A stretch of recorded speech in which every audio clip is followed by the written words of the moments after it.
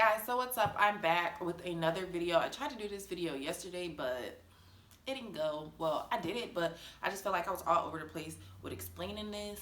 But this is a part 2 on my, not really a part 2, but this is just me basically explaining how to become emancipated, because the first video was how I got emancipated and I wasn't really explaining the steps. I was just explaining kind of what I went through, and I wasn't explaining the steps step by step basically. So I was like getting a whole bunch of DMs and a whole bunch of comments and messages on like just a lot of different people asking me different questions like, will my situation be good? Can I get emancipated? Do you think I'd be able to get emancipated? And this, that, and the third. So I was like, instead of me just like, because it's so hard to reply to all those messages, so I'm like, let me just make another video about it. Let me make another video. Let me get everything out there, everything that everybody's asked me. I just kind of put together some notes, so I'm going to be looking down at my phone. If you don't know what emancipation is, it's the process of being set free from legal, social, or political restrictions.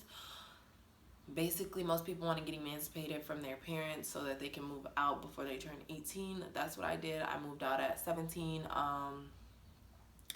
But the emancipation age varies by state. Like in Michigan, it's 16. In California,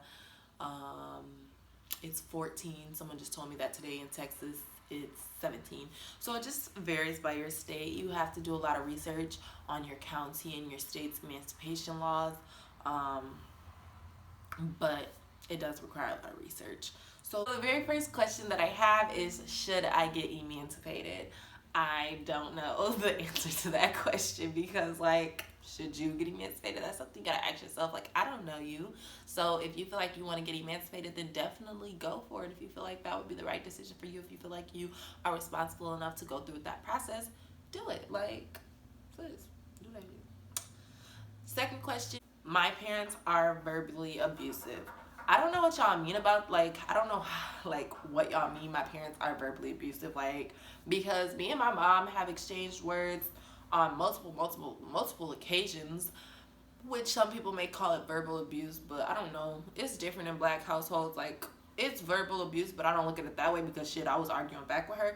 So if your parents are verbally abusive, I mean, that could possibly be a reason to get emancipated. It could be a toxic environment for you, and it's something that you see as you want to get out. But you do have to understand that just because your parents are verbally abusive doesn't mean you're gonna get emancipated. That's just, it's a lot more steps than that. But that could be one of a good factor on helping you build a strong case. Next question, can I have a roommate or live with my boyfriend?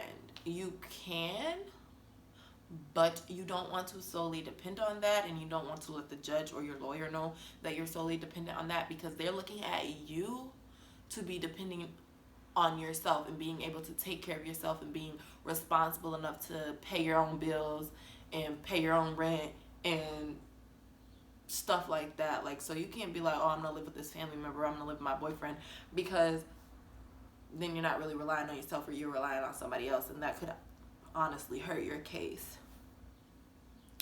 Next question, what if my parents are against it? Do they have to agree? Do they have to come to court? I feel like I could have just put those all into one. So first and foremost, if your parents are against it, so what? Like, a lot of parents would be against emancipation. So even if they are against it, you can still be granted emancipation by the judge. You have to prove that you are responsible enough to take care of yourself, basically. So they don't have to agree to it. You have to be able to fight it, though. Like, you have to be able to fight why they don't agree. Or if y'all are both, if your parents like, oh no, I don't feel like she should be emancipated, you have to be able to back why you should be emancipated, basically.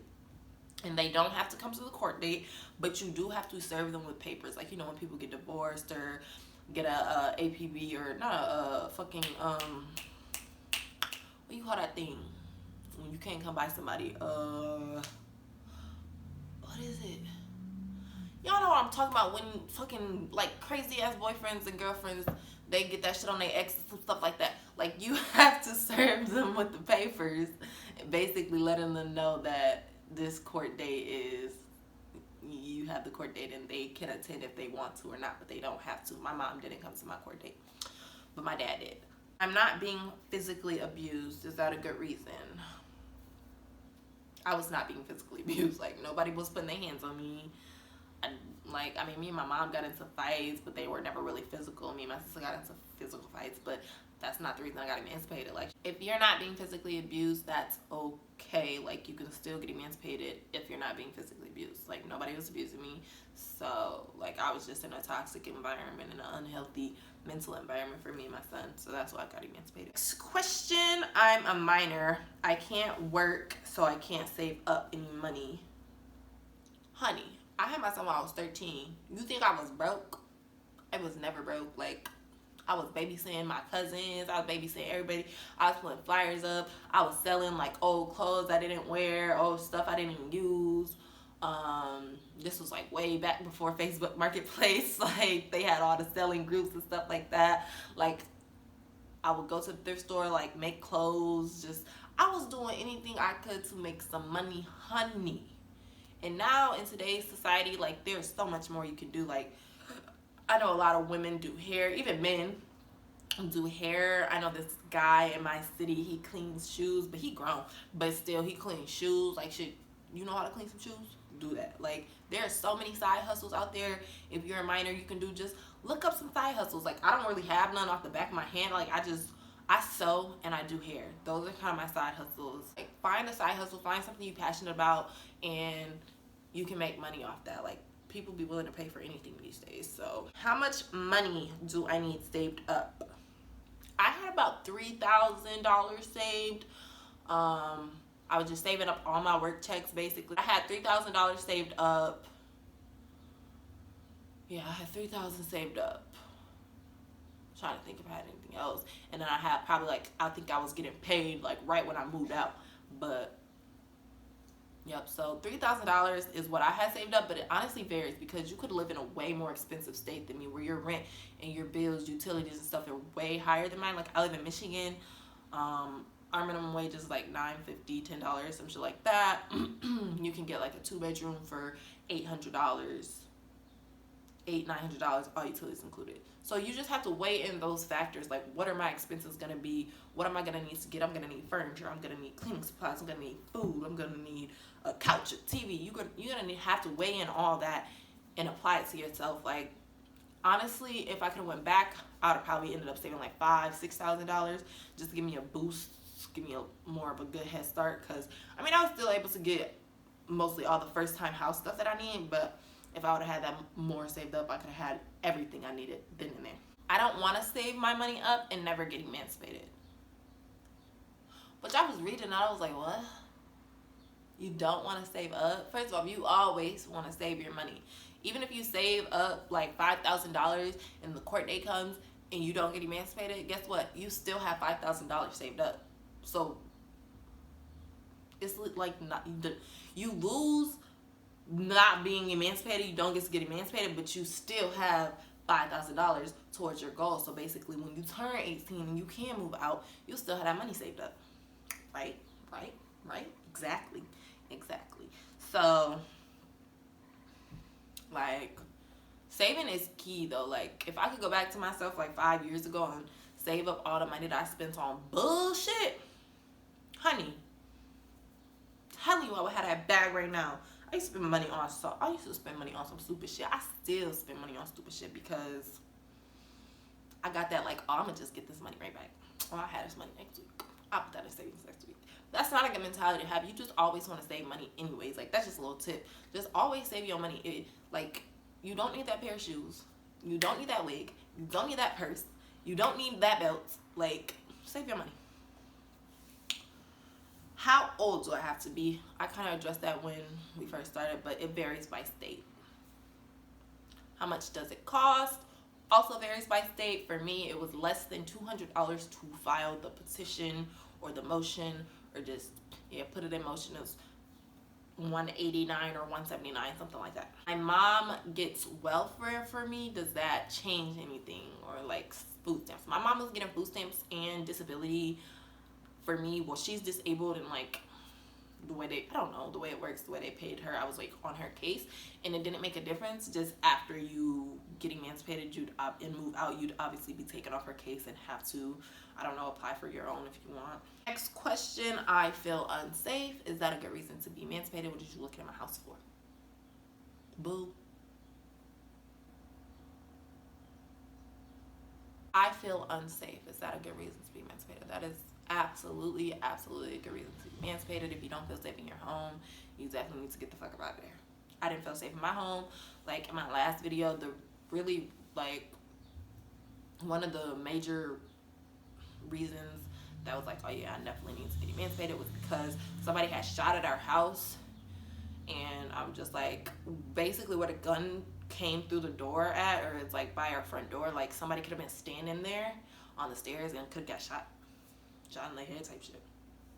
So yes, if you feel unsafe, that's definitely a good reason to go about emancipation.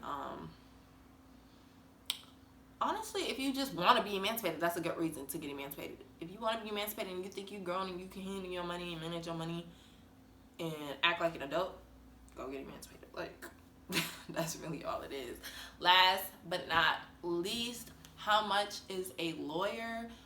I don't know, honestly, I don't know how it works in different counties or different states, because I'm not from those states and I didn't do research on those states. But here in Michigan, I didn't have to pay for a lawyer. They assigned me a guardian, which is the same thing as a lawyer, but I don't know why they call it a guardian. But they assigned me my own guardian, and she basically defended me on the case.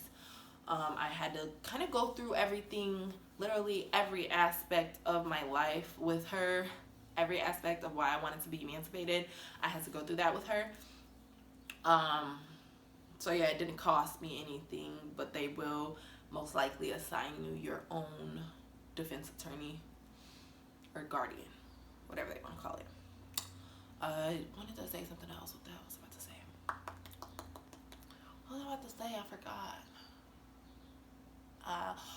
Okay, yeah, and you'll also need an affidavit. An affidavit is like someone who is in a professional position, such as like a doctor, nurse, teacher, professor, something like that, principal, anybody that can vouch for you and say you're a good fit for emancipation. You will need someone to, they have to like fill out a paper, write the reason down that they feel like you're going to be a good fit for emancipation and stuff like that. Honestly, you can go on your court, your like county's court page, and pull up the forms for emancipation and print them off. Honestly, you can print them off. You can print those off as well, so you can kind of get a feel for what they're going to ask you. But that guardian / lawyer will dig deep down in your life, so if you have some embarrassing stuff, you're going to have to tell them. That's just that. So if you feel uncomfortable with that, I don't know. But that is kind of all the information that I have on this. That's really as far as my knowledge goes. I don't feel like there's anything else that I can put in there.